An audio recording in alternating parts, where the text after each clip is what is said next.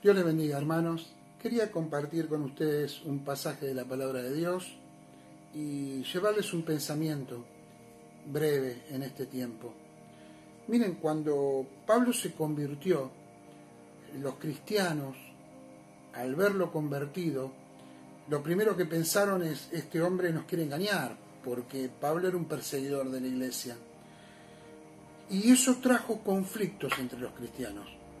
Algunos apoyaban a Pablo y creían, eran los menos, que Pablo se había convertido genuinamente, pero otros decían: cuidado, no le tenemos confianza, es probable que nos esté engañando. Un hombre llamado Bernabé, dice la palabra de Dios, mientras Pablo ya estaba predicando la palabra, había sido perseguido por los judíos y había tenido que huir. Cuando Pablo llega a Jerusalén, trató de juntarse con los discípulos. Él llegó y dijo: quiero conocer a los apóstoles, a los que estuvieron con Jesús. Y dice la Biblia que todos tenían miedo de Pablo y no creían que fuese un genuino discípulo. Hasta que aparece Bernabé. Y Bernabé apoya a Pablo y lo lleva a juntarse con los discípulos y empieza a predicar la palabra juntamente con ellos.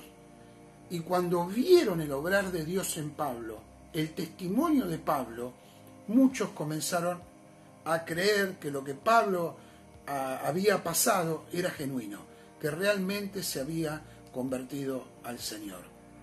E inmediatamente, después de eso, viene este versículo que quiero compartir con ustedes. Dice la palabra en Hechos capítulo 9, versículo 31, entonces, después de lo que le conté, las iglesias tenían paz por toda Judea, Galilea y Samaria, y eran edificadas andando en el temor del Señor y se acrecentaban fortalecidas por el Espíritu Santo. Algunas características que vemos acá de la iglesia primitiva que quiero compartir con ustedes en este tiempo. Primero, las iglesias tenían paz.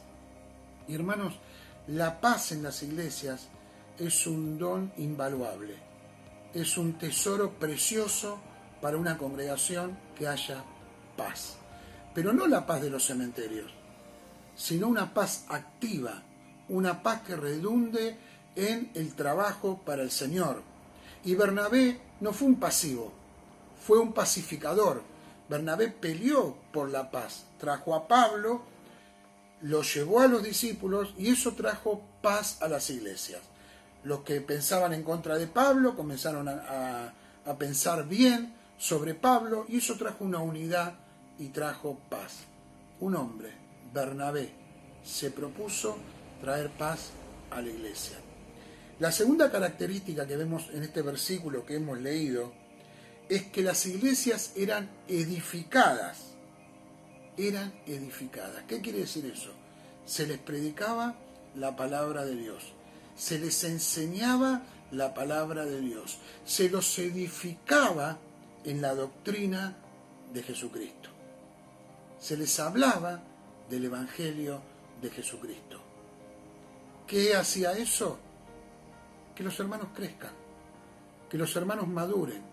Miren, en este tiempo se escuchan tantas palabras, tantas predicaciones, y el mismo apóstol Pablo dijo: va a haber un tiempo donde inclusive la iglesia va a querer oír cosas que le agraden el oído.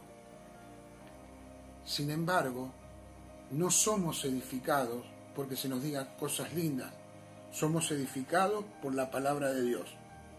Palabra que incomoda muchas veces, palabra que nos hace sentir mal, porque nos está diciendo que tenemos que cambiar, que tenemos que madurar, que tenemos que mejorar, que nos tenemos que acercar a Dios, que nos tenemos que arrepentir. Palabra que edificaba. La tercera característica es que seguramente porque estaban en paz y seguramente porque eran edificados, andaban en el temor del Señor. Vivían en santidad, reconocían que el pecado era algo que ofendía a Dios y vivían para agradar al Señor, en el temor, respeto, reverencia por las cosas de Dios.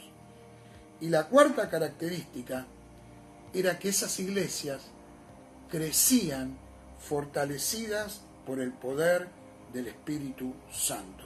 No era solo una iglesia, eran las iglesias que estaban en Judea, en Galilea y en Samaria. Todas ellas crecían fortalecidas por el poder del Espíritu Santo.